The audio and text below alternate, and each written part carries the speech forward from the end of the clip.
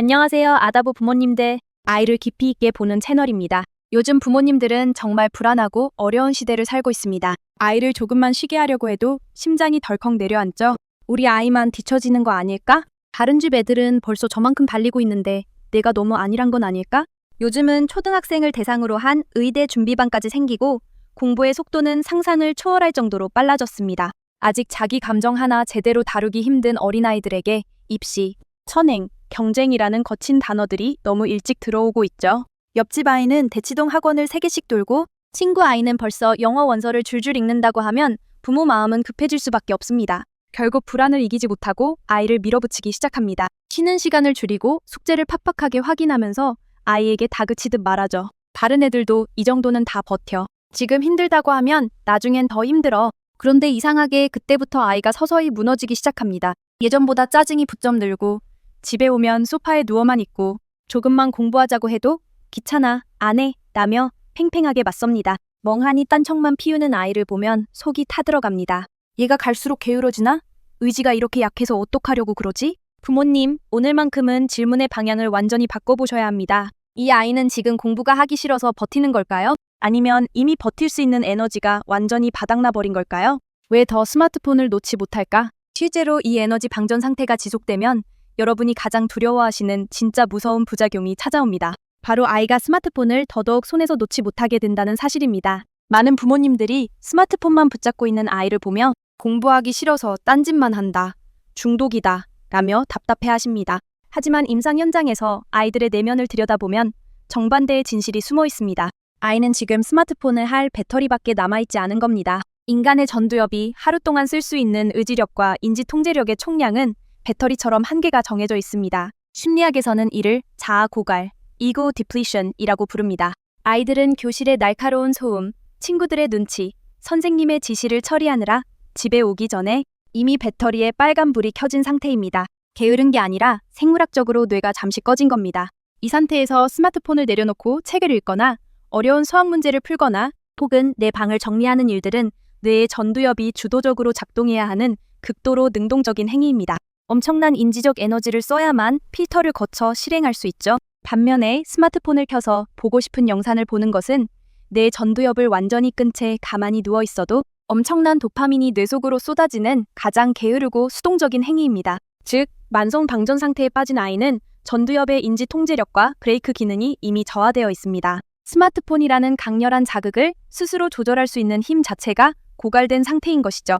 이 메커니즘을 모른 채 왜 핸드폰만 붙잡고 있냐며 억지로 기기를 빼앗고 감정적으로 다그치면 아이는 유일한 감정적 비상구를 잃었다는 불안감에 부모에게 매우 거칠게 저항하게 됩니다. 결국 스마트폰 집착은 더 심해지고 부모 자식 간의 관계는 갈등의 악순환에 갇힙니다. 스마트폰 집착의 진짜 원인은 아이의 나태함이 아니라 아이의 내면을 서서히 소진시키고 있던 만성적인 에너지 방전입니다. 그렇기 때문에 스마트폰을 뺏고 화를 내는 것은 근본적인 해결책이 될 수 없습니다. 내 아이를 끝까지 완주하게 만들 방전을 막는 5단계 회복 구조를 공개합니다.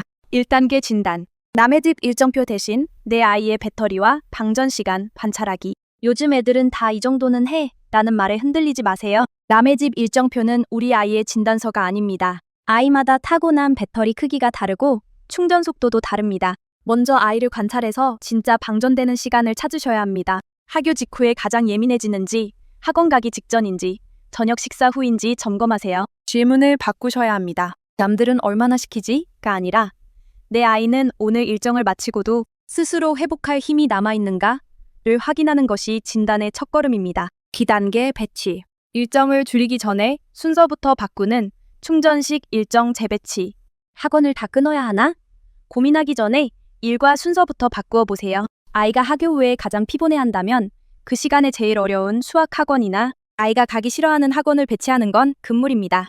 초등학교 저학년이라면 학교 후 30분은 무조건 쉬게 해주는 학교 후 30분 재충전 루틴을 공식적으로 만들어주세요. 일단 옷 갈아입고 편하게 간식 먹으면서 30분 푹 쉬자. 그리고 나서 오늘 할 일을 기분 좋게 시작해보자. 그런데 부모님들, 여기서 정말 주의하셔야 할 점이 있습니다. 학교 후 30분을 쉬게 하라고 말씀드리면 많은 부모님들이 아이가 소파에 멍하니 누워있는 모습을 참지 못하십니다. 마음이 불안하니까 쉬는 동안 가벼운 학습 만화책이라도 읽어라. 영상 볼 거면 유익한 교육 다큐멘터리라도 봐라. 라며 은연중에 생산적인 휴식을 요구하시죠. 하지만 꼭 기억하셔야 합니다. 그것은 진정한 휴식이 아니라 지친 뇌에 또 다른 정보 처리 노동을 시키는 것과 같습니다. 뇌과학에서는 우리 뇌가 아무런 목적 없이 완전히 공회전할 때 오히려 활성화되는 특별한 영역을 디폴트 모드, 네트워크, 디폴트 모드 네트워크라고 부릅니다. 아주 쉽게 말해 건강한 멍 때리기 시간입니다. 멍하니 창밖을 바라보거나 가만히 누워 천장을 응시하는 이 아무 쓸모없어 보이는 무의의 시간 동안 우리 뇌는 비로소 지쳤던 신경망의 노폐물을 청소하고 오늘 배운 정보들을 뇌 속에 정돈하는 진짜 충전을 시작합니다. 어려운 공부는 배터리가 차 있는 컨디션 좋은 시간대에 우선 배치하고 아이에게 그 어떤 요구사항도 없이 그저 존재 자체로 완전히 이완할 수 있는 10분, 20분의 여백을 공식적으로 허락해주세요. 그 무의의 여백이 고여야 다음 공부를 밀고 나갈 에너지가 생겨납니다. 3단계 실행. 에너지가 바닥난 아이에게 방 정리해, 수학 숙제, 끝내 라는 큰 덩어리의 지시는 태산처럼 거대하게 느껴집니다. 시작할 엄두가 안 나니 미루는 것이고 부모는 그걸 게으르다고 오해하죠. 이때는 문턱을 완전히 낮추고 쪼개주어야 합니다. 방 정리해, 배신, 책상 위에 있는 더러운 컵 하나만 싱크대에 갖다 놓자. 수학 공부해, 배신, 문제집 딱 펴고 오늘 풀페이지에 동그라미만 쳐놓자. 첫 발만 떼면 신기하게도 뇌에 시동이 걸려 다음 단계로 쉽게 넘어갑니다. 아이를 무시하는 게 아니라 스스로 넘어올 수 있도록 문턱을 낮춰주는 것입니다. 4단계 유지, 쉬는 시간을 보상이 아닌 마라톤의 전략적 연료로 쓰기. 숙제 다 끝내면 스마트폰 보여줄게. 라는 보상식 제안은 에너지가 낮은 아이에게 너무 먼 목표입니다. 가기도 전에 지쳐서 포기해버립니다. 뛰다가 지치면 걷고 다시 뛰는 마라톤의 페이스 조절처럼 일정 사이에 쉬는 시간을 공식적으로 배치해주세요. 딱 15분만 집중해서 풀고 5분 동안 물 마시면서 쉬자.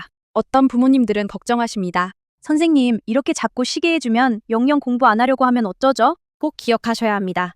쉬는 시간은 공부를 회피하는 핑계가 아니라 다음 공부를 밀어붙이기 위한 전략적 연료입니다. 연료가 바닥났는데 시동만 억지로 걸면 결국 엔진이 타버립니다. 초등 때 엔진이 타버린 아이들은 정작 가장 무섭게 달려야 할 고등학교 때 아예 공부를 완전히 놓아버립니다. 멀리 가기 위해 정비소에 들러 윤활유를 채우는 지혜를 지금 부모가 가르쳐 주셔야 합니다. 5단계 대화. 가장 중요한 핵심입니다.